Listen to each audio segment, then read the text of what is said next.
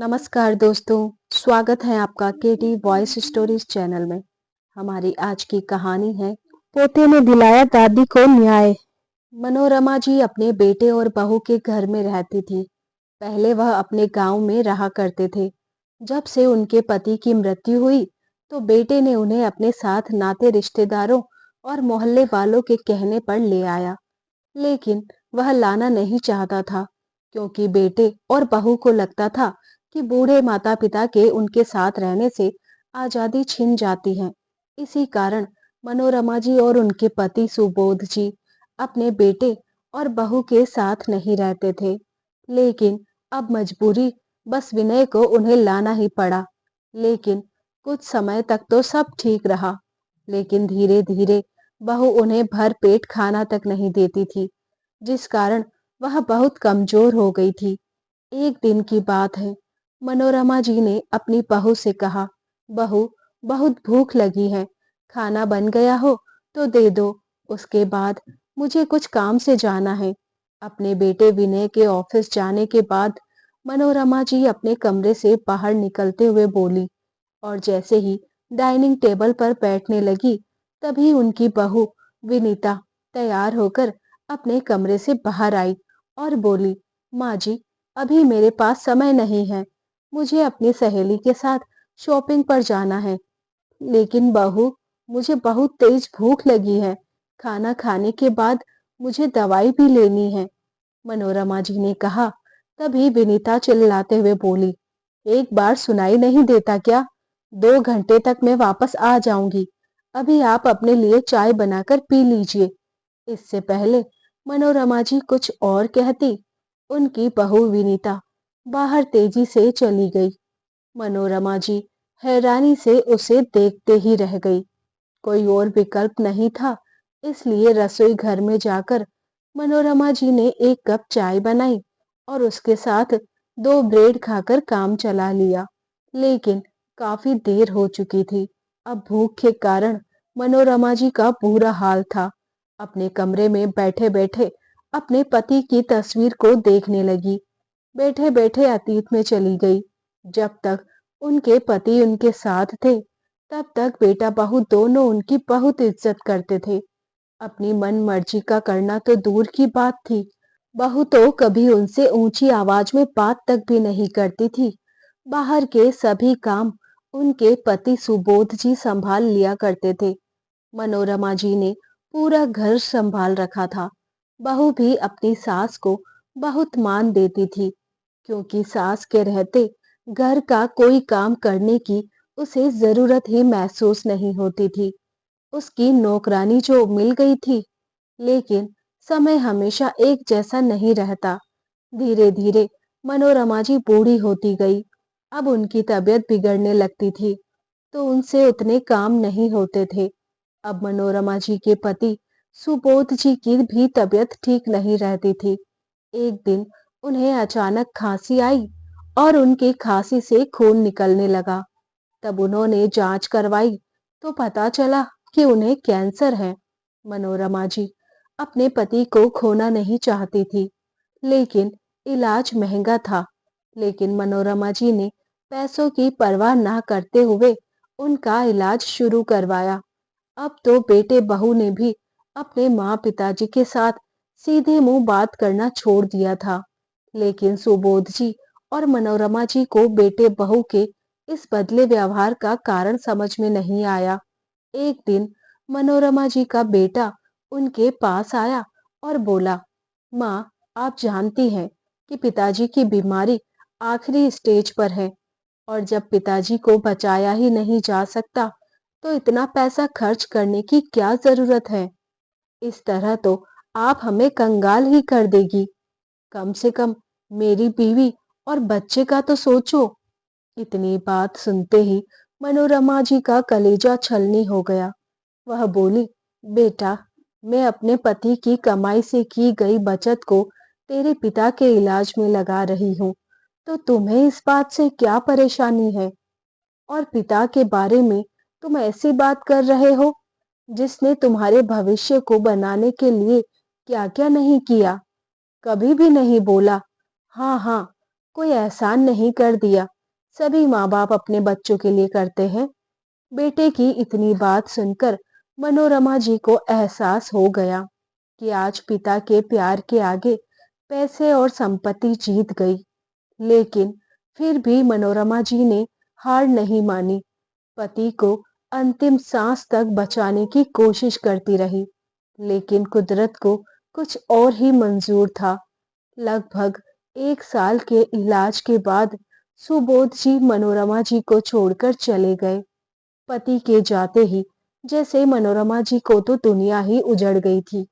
अक्सर बहू उनके साथ इस तरह ऊंची आवाज में बदतमीजी से बात करती, और यदि वह बहू से कुछ कहती तो उनका बेटा उन पर चिल्लाने लगता था। मनोरमा जी अब अकेली हो चुकी थी, लेकिन उनके पोते और पोती को उनके साथ बहुत अच्छा लगता था।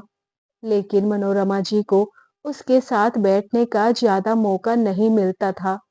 सुबह के समय वह स्कूल चले जाते थे और शाम को ट्यूशन पढ़ने, और कभी थोड़ी देर के लिए अपनी दादी के पास बैठते तो उसकी माँ कोई ना कोई काम बता देती और किसी बहाने से उसे अपने पास बुला लेती।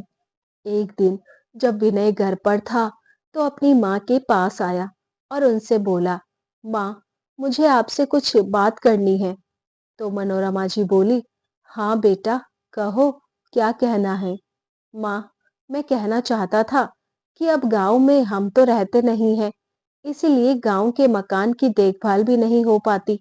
अब आपकी तबीयत भी ठीक नहीं रहती, इसलिए मैं सोच रहा था कि गांव वाले मकान को बेच देते हैं। यह बात सुनते ही मनोरमा जी बोली, नहीं बेटा, मैं अपनी पुश्तैनी संपत्ति को बेचना नहीं चाहती।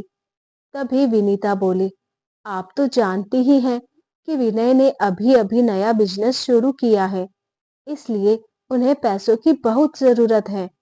और वैसे भी जमाना बहुत खराब है। कहीं ऐसा ना हो कि किराएदार ही हमारे मकान पर कब्जा करके बैठ जाए। बेटे बहू की बात सुनकर अब उन्हें भी लगने लगा था कि वास्तव में जिंदगी का कोई भरोसा नहीं। इसीलिए समय रहते सब काम निपटा लिए जाए तो ही अच्छा है। आखिरकार उन्होंने गांव का मकान बेच दिया और मिले हुए पैसों का 1/4 हिस्सा अपने पास रखकर बाकी सारा पैसा अपने बेटे को दे दिया। और विनीता और विनय बहुत खुश थे। कुछ दिनों तक तो विनीता ने अपनी सास को समय पर चाय नाश्ता दिया, लेकिन धीरे धीरे उसके तेवर बदलने लगे। जो बहू पहले अपनी सास को पानी तक हाथ में दिया करती थी, अब वही बहू उन्हें खाने के लिए भी तरसाने लगी। अपनी सास को बात बात पर टोकना और ऊंची आवाज में बात करना उसका रोज का काम बन गया था। मनोरमा जी को तकलीफ होती, वह घुट घुट कर रह जाती, लेकिन किसी के सामने कह नहीं पाती थी। और आज तो हद ही हो गई थी। इंतजार करते करते दोपहर हो गई। दोपहर के 3 बजे विनीता घर वापस लौटी। तब कहीं जाकर मनोरमा जी को खाना मिला। खाना खाकर वह अपने काम से बाहर चली गई। शाम को घर लौटी तो बहुत परेशानी थी। तब तक उनका बेटा विनय भी घर पहुंच चुका था। मनोरमा जी ने आकर बोला, बेटा, मुझे अपनी दवाई खरीदने के लिए पैसे चाहिए थे, इसलिए आज मैं बैंक गई थी। लेकिन मुझे बड़ा आश्चर्य हुआ जब मैंने अकाउंट चेक किया तो उसमें केवल 20,000 रुपए ही पड़े थे। लेकिन ऐसा कैसे हो सकता है, क्योंकि कुछ समय पहले ही तो गांव का मकान बेचने के बाद मैंने अपने अकाउंट में 20 लाख रुपए जमा करवाए थे। फिर वह सारे पैसे कहाँ गायब हो गए? और हम दोनों के अलावा तो उस अकाउंट में से पैसे कोई निकाल ही नहीं सकता। तुम ही पता करो कि आखिर बात क्या है, क्योंकि मैं तो बार बार बैंक के चक्कर नहीं लगा सकती। तभी विनय भड़कते हुए बोला, माँ, आप जानती हैं कि हमारा जॉइंट अकाउंट है और बिजनेस में मुझे पैसों की जरूरत पड़ती रहती है। अगर मैं आपके पैसे निकाल भी लिए तो इतनी कौन सी बड़ी आफत आ गई। और वैसे भी आपको पैसे की जरूरत ही क्या है? बेटे की बातें सुनकर मनोरमा जी चौंक गई। विनय अपनी बात कहकर अपने कमरे में चला गया और मनोरमा जी गुस्से से देखती रह गई। अपनी बची हुई जिंदगी के लिए जो पैसे उन्होंने बचाकर रखे थे, अब वह पैसे भी उनके हाथ से जा चुके थे। कुछ दिन और बीते तो बहू ने मनोरमा जी से कहा, माँ जी, रसोई घर में बर्तन जूठे पड़े हैं, उन्हें जरा धो देना, मेरी तबीयत ठीक नहीं है। ऐसा कहकर विनीता अपने कमरे में सोने चली गई। बहू की मदद करने के इरादे से मनोरमा जी ने सारे बर्तन साफ कर दिए। बस फिर क्या था, उस दिन के बाद से रसोई घर में रोज सुबह बर्तन साफ करने का जिम्मा मनोरमा जी को ही दे दिया गया। कभी कभी उनके पोता पोती अपनी माँ को दादी के साथ ऐसा व्यवहार करते देखते तो इस बात का विरोध करते, तो विनीता उसे पढ़ाई पर ध्यान देने को कहकर उनके कमरे में भेज देती। उम्र होने के साथ साथ मनोरमा जी के घुटनों में दर्द रहने लगा था, लेकिन फिर भी घर में शांति बनी रहे इसलिए जैसे तैसे काम कर दिया करती थी। लेकिन विनीता को इससे भी शांति नहीं मिली। धीरे धीरे उसने काम का बोझ बढ़ाना शुरू कर दिया। एक दिन मनोरमा जी के घुटनों में इतना दर्द हुआ कि उठना भी मुश्किल लग रहा था, इसलिए उन्होंने काम करने से इनकार कर दिया। बस उस दिन के बाद से विनीता की आंखों में अपनी सांस खटकने लगी। बीमार सास को बिठाकर खिलाना उसे अपने सिर पर बहुत बड़ा बोझ लग रहा था और एक दिन उसने मनोरमा जी को वृद्धाश्रम भेजने की जिद पकड़ ली। लेकिन मनोरमा जी अपने घर को छोड़कर वृद्धाश्रम जाना नहीं चाहती थी। उधर पोते पोती भी अपनी दादी को खुद से दूर जाते देख रोने चिल्लाने लगे थे। लेकिन हुआ वही जो विनीता चाहती थी। इन सब के बावजूद माँ को बोझ समझकर बेटे बहू ने उन्हें वृद्ध आश्रम भेज दिया। धीरे धीरे समय बीतने लगा। आज मनोरमा जी को वृद्ध आश्रम में रहते हुए 12 साल हो चुके थे और पूरे 12 साल के बाद उनके पोता और पोती इस वृद्ध आश्रम के सामने खड़े थे जहां उनकी दादी को भेजा गया था। जैसे ही दोनों अंदर गए और अपनी दादी के पास पहुंच गए, मनोरमा जी उन्हें पहचान ही नहीं पाई। दादी, कैसी हो आप? पोते और पोती ने कहा और उनके पोते पीयूष ने पैर छुए। तभी मनोरमा जी के मुख से निकला, पीयूष बेटा, तू और सोनी। और ऐसा कहते हुए उनकी आंखों से आंसू बहने लगे। अपने पोते और पोती को उन्होंने अपने गले से लगा लिया और थोड़ी देर तक तीनों रोते रहे। फिर खुद को संभालते हुए पीयूष बोला, दादी जी, प्लीज मत रोइए, अब आपके रोने के दिन बीत चुके हैं। आज आप मेरे साथ अपने घर चलेंगी। तभी मनोरमा जी बोली, कैसा घर बेटा? उस घर से तो सालों पहले मुझे बेइज्जत करके निकाल दिया गया था। अब तो यह वृद्धाश्रम ही मेरा घर है और यहाँ रहने की मुझे आदत भी हो चुकी है। दिन रात तुझे देखने को दिल करता था, अब तुझसे भी मिल लिया। अब तो मेरी मौत भी आ जाए तो भी कोई बात नहीं। इतने समय तक अपनी दादी की याद नहीं आई तुझे? ऐसा हो सकता है क्या दादी कि मैंने आपको याद ना किया हो? जिस समय आपको यहाँ भेजा गया था उस समय हम बहुत छोटे थे। हम दोनों ने बहुत रोए थे, लेकिन मम्मी पापा ने हमारी एक नहीं सुनी। उसके बाद इंटर की पढ़ाई के बाद मम्मी पापा ने मुझे अमेरिका भेज दिया था और उसके बाद बीच में मैं कभी घर नहीं आया। पढ़ाई पूरी करने के बाद मैं वही नौकरी करनी शुरू कर दी। अब तो विदेश से अच्छा खासा धन कमाकर लौटा हूँ। आपका पोता, मम्मी पापा को मेरी बहुत याद आती थी, लेकिन मैं वह सब नहीं भूल पाया जो उन्होंने आपके साथ किया था। इसलिए मैं भी उनसे मिलने नहीं आया। हफ्ते भर पहले ही भारत लौटा हूँ, लेकिन भारत पहुंचते ही तुरंत आपसे मिलने नहीं आ पाया। दरअसल बहुत से काम थे जिन्हें निपटाना था, बहुत सी तैयारी करनी थी, जिस कारण मुझे आपसे मिलने में देर हो गई।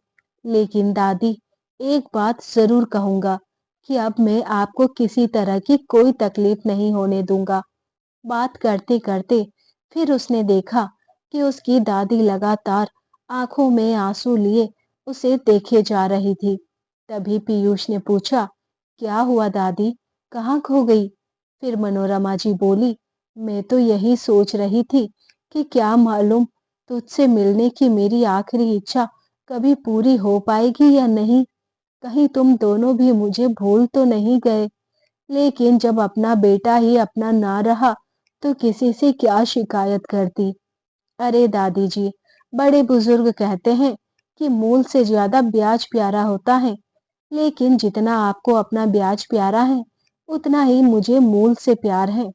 लेकिन मैं भी क्या करता, आपके पास आने से पहले आत्मनिर्भर होना मेरे लिए बहुत ज्यादा जरूरी था।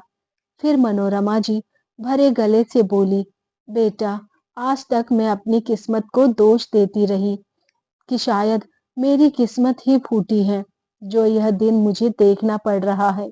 लेकिन आज तुझसे मिलने के बाद मुझे अपनी किस्मत पर नाज हो रहा है कि भगवान ने मुझे तेरे जैसा पोता और पोती दिया। तभी पीयूष खड़ा हुआ और खुशी से बोला, तो फिर चलिए दादी, मैं आपका सामान पैक करता हूँ, आप तैयार हो जाइए। लेकिन बेटा, मैं अच्छी तरह जानती हूँ कि मेरे बेटे बहू कैसे हैं। वह मुझे वापस उस घर में कतई नहीं आने देंगे। और वैसे भी मैं यहाँ ठीक से रह रही हूँ और मैं यह बिल्कुल नहीं चाहती कि मेरी वजह से वापस उस घर में लड़ाई झगड़ा शुरू हो जाए। थोड़े समय बाद आकर मुझे मिल जाया करना। मैं तो बस इतना ही चाहती हूँ। लेकिन अब मैं उस घर में नहीं जा सकती। फिर पीयूष बोला, अरे दादी जी, फिर तो आपकी पोता बहू आपका आशीर्वाद नहीं ले पाएगी। इतनी बात सुनने की देर थी कि मनोरमा जी बच्चों की तरह चहक उठी। क्या? मेरी पोता बहू? पीयूष, क्या तुमने शादी कर ली? नहीं दादी, आपके बिना भला मैं शादी कैसे कर सकता हूँ? शादी की सारी तैयारियां हो चुकी हैं और यदि अब आप मेरे साथ ना चली तो मैं शादी नहीं करूंगा। अरे बेटा, यह तुम कैसी बात कर रहे हो? मेरे प्यारे पोते की शादी हो और मैं ना आऊं? लेकिन बेटा, यह तो बता कि लड़की है कौन और कहाँ से है? मनोरमा जी ने उत्सुकतावश पूछा। तो पीयूष बोला, दादी जी, नेहा मुंबई शहर से है। वह भी मेरे साथ ही विदेश में नौकरी कर रही थी। वही मेरी उससे मुलाकात हुई और हम अच्छे दोस्त बन गए। विदेश में जब भी मुझे आपकी याद आती थी, मैं अक्सर वृद्धाश्रम चला जाता था। तो नेहा भी मेरे साथ वहां जाना शुरू कर दिया था। मैं उसके व्यवहार से बहुत प्रभावित था, क्योंकि आज के जमाने की होते हुए भी उसे बुजुर्गों के साथ बैठकर उनसे बातें करना, उनके साथ सुख दुख बांटना बहुत अच्छा लगता था। और एक दिन ऐसा आया जब हम दोनों ने एक दूसरे को जीवन साथी बनाने का फैसला कर लिया। मनोरमा जी अपने पोते पीयूष के लिए बहुत खुश थे। तभी पीयूष बोला, अब देर मत कीजिए दादी। बेटा, आश्रम के संचालक से भी बात करनी पड़ेगी ना। अरे दादी जी, मेरी उन लोगों से बात हो चुकी है और सारी कार्यवाही मैं पहले ही पूरी कर चुका हूँ। आप बस चलने की तैयारी कीजिए। थोड़ी ही देर में पीयूष और सोनी अपनी दादी को अपनी कार में बैठाकर घर ले आए। उस घर को देखते ही मनोरमा जी की आंखें फिर से नम हो गई, क्योंकि यह घर उनके पति ने अपने खून पसीने की कमाई से बनवाया था, जो कि मनोरमा जी के ही नाम पर था। लेकिन फिर भी इस घर से बेइज्जत करके उन्हें वृद्धाश्रम भेज दिया गया। बहुत रोई थी वह, इस घर में रहने की भीख मांग रही थी। लेकिन बहू तो किसी भी हालत में रखने को तैयार ही नहीं थी। और फिर जब अपनी ही औलाद ने उनके साथ धोखा किया तो और किससे उम्मीद कर सकती थी। वह बेचारी थोड़ी देर घर के बाहर खड़ी हुई, घर को यूं ही देखे जा रही थी। तभी पीयूष ने घंटी बजाई तो उसकी माँ विनीता ने दरवाजा खोला। दरवाजा खोलते ही लाड करते हुए उससे बोली, लो, अब आए हैं दूल्हे राजा। मुझसे कहकर गया था कि थोड़ी ही देर में आता हूँ। यहाँ शादी से पहले की रस्मों का मुहूर्त निकला जा रहा है और इसका कुछ पता नहीं। माँ, जरूरी काम ना होता तो मैं ना जाता, लेकिन वह काम करना सबसे ज्यादा महत्वपूर्ण था। अच्छा, आखिर ऐसा कौन सा जरूरी काम था जो बाकी के सारे काम छोड़कर चला गया? इस समय पीयूष सामने से हटा तो भी विनीता ने देखा कि दरवाजे पर उसकी सास मनोरमा जी खड़ी थी। उन्हें देखते ही विनीता को अपनी आंखों पर यकीन ही नहीं हुआ। जैसे तैसे उसने खुद को संभाला और बोली, माँ जी, आप यहाँ इस समय? पीयूष बोला, जी हाँ, मेरी दादी को मैं अपनी शादी में शामिल करने के लिए लेकर आया हूँ और मेरी शादी तक यह इसी घर में हमारे साथ ही रहेंगी। फिर उसकी यह बात सुनते ही विनीता दंग रह गई। विनीता का एक दिल तो किया कि अपने बेटे को खींचकर एक तमाचा मार दे, लेकिन अब उनका बेटा जवान हो चुका था। ऐसा कोई कदम उठाकर वह अपने बेटे को खोना नहीं चाहती थी। इसीलिए खुद को शांत रखना ही उसने उचित समझा। फिर सोचने लगी कि पीयूष ने ही तो कहा है कि माँ जी यहाँ उसकी शादी तक रहेगी और शादी तो कुछ ही दिनों में होने वाली है। इसका मतलब ज्यादा दिनों तक मुझे उन्हें नहीं झेलना पड़ेगा। और एक तरह से अच्छा ही हुआ कि पीयूष अपनी दादी को ले आया, वरना रिश्तेदार और जात बिरादरी के लोग विवाह में इकट्ठे होते तो माँ जी के बारे में जरूर पूछते। मैं तो सबको यही बताया था कि वह गांव में रहती है और अभी अभी पोती की शादी में ना आती तो हमारी कितनी बदनामी हो जाती। फिर मेरी होने वाली बहू नेहा के मायके वाले भी जानते हैं कि पीयूष की दादी भी हैं। वे लोग भी उनसे मिलने के लिए जरूर कहते। अब माँ के आने से सब लोगों की बोलती बंद हो जाएगी और मुझे भी ज्यादा दिन तक उनका बोझ नहीं उठाना पड़ेगा। शादी के बाद वह अपनी जगह और हम अपने घर, यह सोचकर विनीता के चेहरे पर एक शातिर मुस्कान आ गई। अगले दिन पीयूष अपनी दादी को बाजार लेकर गया और उन्हें अच्छे अच्छे कपड़े खरीद कर दिए। खरीदारी करने के बाद पीयूष उन्हें एक अच्छे से रेस्टोरेंट में लेकर गया, जहां उन्हें उनकी पसंद का खाना खिलाया। आज पहली बार मनोरमा जी अपने पोते के साथ एक अच्छा समय बिता पाई।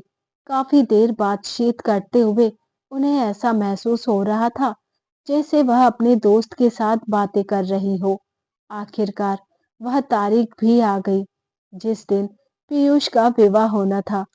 विवाह के लिए एक बहुत बड़े होटल की बुकिंग की गई थी। आज विनीता के कदम जमीन पर ही नहीं पड़ रहे थे।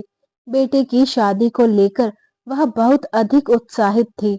सबसे ज्यादा उत्साह तो उसे इस बात का था कि शादी के बाद उसका बेटा बहू विदेश की नौकरी छोड़कर यहीं बसने वाले थे। मन ही मन विनीता सपने संजो रही थी कि बेटा बहू साथ रहेंगे तो जीवन कितना खुशहाल हो जाएगा और कल को पोता पोती भी होंगे तो पूरे घर में चहकते रहेंगे। हमारा बुढ़ापा तो खूब मजे से कटेगा। लेकिन कहते हैं ना, कांटे बोओगे तो फूल कहाँ से मिलेंगे। अपने भविष्य के सुनहरे सपने संजोते हुए वह शायद इस बात को भूल चुकी थी। थोड़ी ही देर में पीयूष तैयार होकर आया तो माँ उसकी बल्लैया ही उतारे जा रही थी और उधर जैसे ही मनोरमा जी ने अपने पोते को दूल्हा बना देखा तो उनकी आंखें खुशी के कारण आंसुओं से भर आई, क्योंकि इस दिन का इंतजार तो वह कब से कर रही थी। धूमधाम से विवाह की सारी रस्में संपन्न हुई। दूल्हा बना पीयूष अपने दोस्तों और नेहा के परिवार वालों से अपनी दादी को मिला रहा था और हर बात में अपनी दादी की ही बड़ाई कर रहा था। और यह बात विनीता को कतई पसंद नहीं आ रही थी, लेकिन अपने बेटे की शादी के समय वह कोई तमाशा बनाना नहीं चाहती थी, इसलिए वह चुप रही। परंतु मन ही मन उसने ठान लिया था कि शादी के बाद जैसे ही सभी रिश्तेदार चले जाएंगे, तो वह अपने बेटे की एक भी नहीं चलने देगी और अपनी सास को वापस वृद्धाश्रम भेजकर ही रहेगी। जब विदाई का समय हुआ, तो नवविवाहित जोड़े के लिए एक फूलों से सजी गाड़ी में पीयूष ने सबसे पहले अपनी दादी को बिठाया। उसके बाद पीयूष और उसकी पत्नी नेहा गाड़ी में बैठे। जैसे ही पीयूष के माता-पिता गाड़ी में बैठने लगे, तो पीयूष बोला, माँ, इस कार में आप लोगों की जगह नहीं बन पाएगी, आप दूसरी गाड़ी में आ जाइए। इतनी बात सुनते ही विनीता गुस्से से भर गई। चेहरे से ईर्ष्या साफ झलक रही थी। लेकिन फिर इधर-उधर देखा, तो सभी रिश्तेदार उसकी ओर ही देख रहे थे। इसलिए हंसी के साथ अपने पति को लेकर दूसरी कार में जाकर बैठ गई।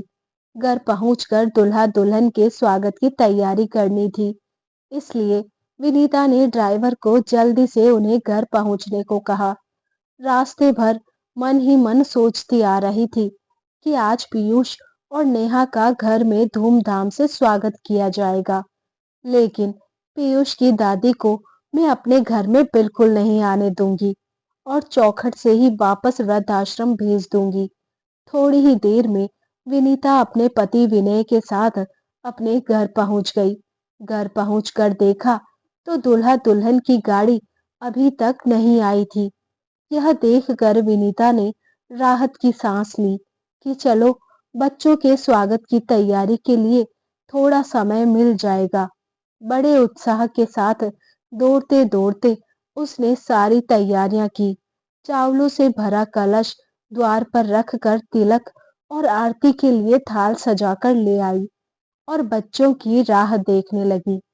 1 घंटे से भी ज्यादा समय हो गया था, लेकिन बेटा बहू का कुछ अत्ता पता नहीं था।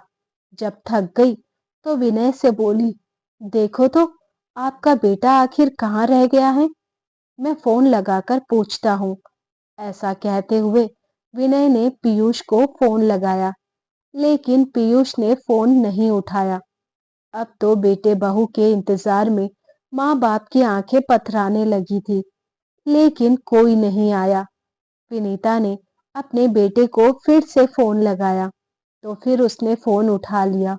उसकी आवाज सुनते ही विनीता बोली, हेलो बेटा, तुम लोग कहाँ रह गए हो?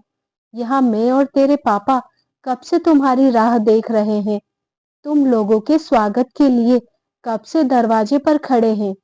माँ, दरअसल बात यह है कि हम लोग पहले वृद्धाश्रम चले गए थे और वही काफी समय लग गया।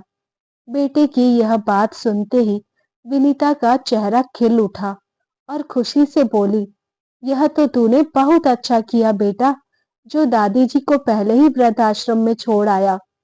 नहीं माँ, आप गलत समझ रही हैं। वह दरअसल दादी का कुछ सामान वहां से उठाना था और दादी जी भी हमें अपनी सहेलियों से मिलाना चाहती थी, इसलिए हम पहले वृद्धाश्रम गए थे और वहां काफी समय लग गया। अब हम दादी के घर पर जा रहे हैं। क्या? दादी जी के घर से तुम्हारा क्या मतलब है? मतलब यह कि माँ, मैं अपनी दादी के नाम पर एक घर खरीदा है। अब हम लोग वही दादी के साथ ही रहेंगे। और जहां तक रही स्वागत की बात, तो उसके लिए आपको तकलीफ उठाने की कोई जरूरत नहीं है। सारी तैयारी मैंने पहले ही करके रखी थी। नई बहू का स्वागत तो अब दादी ही करेंगी, उनके अपने घर में। यह बात सुनते ही विनीता तो जैसे चक्कर खाकर बेहोश होने वाली थी। फोन स्पीकर पर था, इसीलिए विनय वहीं पास खड़ा सारी बातें सुन रहा था। तभी विनय ने रुआंशी आवाज में कहा, यह तुम क्या कह रहे हो बेटा? पापा, मैं आपको अपना एड्रेस भेज देता हूँ। आप लोगों को जब मिलना हो तो यहाँ पर आ सकते हैं। ऐसा कहकर पीयूष ने फोन रख दिया और उन्हें व्हाट्सएप पर अपना एड्रेस भेज दिया। 30 मिनट के भीतर ही विनीता और विनय एक खूबसूरत आलीशान घर के बाहर खड़े थे। घर के गेट पर बहुत सुंदर नेम प्लेट लगी हुई थी, जिस पर बड़े बड़े अक्षरों में लिखा था मनोरमा निवास। यह सब देखते ही विनीता तो जैसे अंदर तक जल भुन रही थी। वहीं विनय गुस्से से लाल हो रहा था। उसी समय दुल्हा दुल्हन के फूलों से सजी गाड़ी वहां पहुंची और पीयूष अपनी दादी का हाथ पकड़कर उन्हें घर की ओर ले जाने लगा। तभी विनीता ने उसे भारी आवाज में कहा, यह क्या बदतमीजी है पीयूष? अपना घर छोड़कर यह तुम किस घर में जा रहे हो? माँ, शायद आपने ठीक से पढ़ा नहीं। यह घर मेरी दादी का घर है। घर के बाहर उनका नाम भी लिखा है। फिर आप मुझे यह सब क्यों पूछ रही हैं? और हम लोगों के बारे में कुछ नहीं सोचा, जिन्होंने तुझे पैदा किया, कि तू आज इस मुकाम पर पहुंचा है? तू इतना स्वार्थी कैसे हो सकता है बेटा? पिता ने पीयूष से पूछा। तो फिर पीयूष बोला, क्यों पापा, दादी भी तो आपकी जन्मदाता है, जिन्होंने आपको इतनी मेहनत करके आपको पाल पोस कर बड़ा किया, आपको पढ़ाया लिखाया, समाज में खड़े रहने के काबिल बनाया। लेकिन आपने उनके साथ क्या किया? आपने तो उनके सर से छत भी छीन ली। जो घर उन्होंने अपनी मेहनत से बनाया था, खून पसीने की कमाई से बनाया था, उन्हें इतना बड़ा धोखा देने से पहले आपको इस बात का ख्याल क्यों नहीं आया? भगवान का शुक्र कीजिए कि मेरी दादी ने आपसे वह घर खाली नहीं करवाया। बहुत बड़ा दिल है उनका। आप दोनों के पास तो दादा दादी जी का बनाया हुआ मकान है। आप वहां आराम से रहिए, लेकिन मुझसे उम्मीद मत कीजिएगा कि मैं अब आपके साथ रहूंगा। दादी हमारे स्वागत के लिए आरती की थाली लिए खड़ी है। यदि आप आना चाहते हैं तो थोड़ी देर के लिए आ सकते हैं। ऐसा कहकर अपनी पत्नी का हाथ पकड़कर चौखट तक पहुंचा तो मनोरमा जी उन दोनों को तिलक लगाते हुए उनका स्वागत करने लगी। उनके दिल से अपने बच्चों के लिए अनगिनत दुआएं निकल रही थी। आरती के बाद उन्होंने दोनों हाथ उठाकर उन्हें खूब आशीर्वाद दिए। उधर बहू के सामने बेटे के मुंह से यह बात सुनते हुए विनीता और विनय शर्म के मारे जमीन में गड़े जा रहे थे। उनके अपने कर्म ही उनके सामने आ खड़े थे। उनकी आंखों से आंसू बह रहे थे और आज पीयूष अपनी दादी के आंसुओं की एक एक बूंद का हिसाब कर चुका था। अब पीयूष अपनी दादी के साथ अपने नए घर में रह रहा था और उसकी पत्नी नेहा भी अपनी दादी सास की खूब सेवा कर रही थी, उनका खूब ख्याल रख रही थी। धीरे धीरे उनकी जिंदगी हंसी खुशी बीत रही थी। उधर दूसरी तरफ विनीता और उसका पति विनय रोते हुए अपनी जिंदगी बिता रहे थे। दोस्तों, इस कहानी के बारे में आपकी क्या राय है? कमेंट करके जरूर बताइएगा और उम्मीद करती हूँ कहानी आपको पसंद आई होगी। पसंद आई हो तो वीडियो को लाइक करें। चैनल पर पहली बार आए हैं तो सब्सक्राइब करके बेल आइकन घंटी प्रेस करना ना भूलें। मिलते हैं जल्द ही। धन्यवाद।